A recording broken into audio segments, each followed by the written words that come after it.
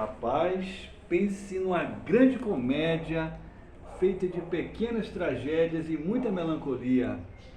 É a história de O Buda do Subúrbio, de Hanif Kureishi. Sensacional. Comecei meio assim, sem dar nada, mas de repente fui capturado pela leitura sensacional desse autor aqui, Hanif Kureishi.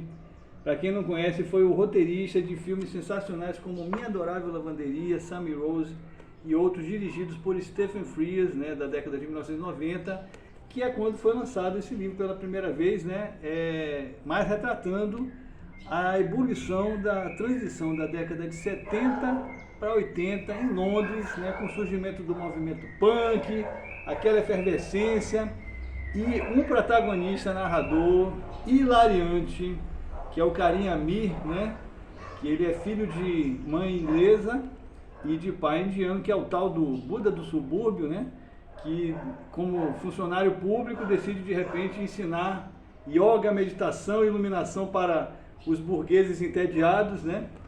E o filho dele, o Karim, né, que é muito interessante, que ele é uma figura fronteiriça, né? Ele está o tempo todo entre dois mundos, né?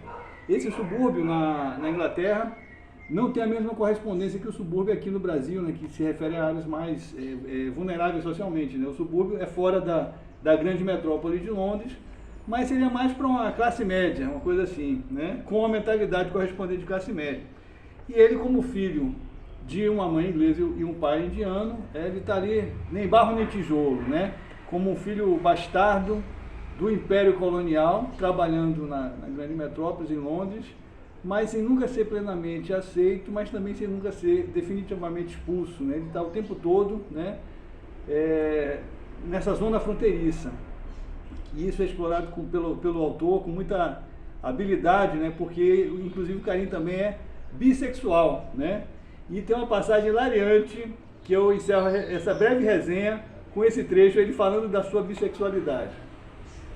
Era pouco comum, eu sei, a maneira como eu dormia com garotos e também com meninas. Apreciava corpos fortes e nucas masculinas. Gostava de ser tocado por homens, de seus punhos que me puxavam.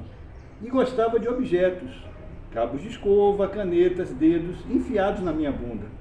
Mas gostava de bocetas e peitos, da suavidade feminina, de pernas lisas e longas e da forma como as mulheres se vestiam. Acho que seria um suplício escolher um ou outro. Seria como escolher entre os Beatles e os Rolling Stones. Sensacional! Se fosse aqui no Brasil, seria tão difícil como escolher entre Gil e Caetano. E você, qual a sua preferência?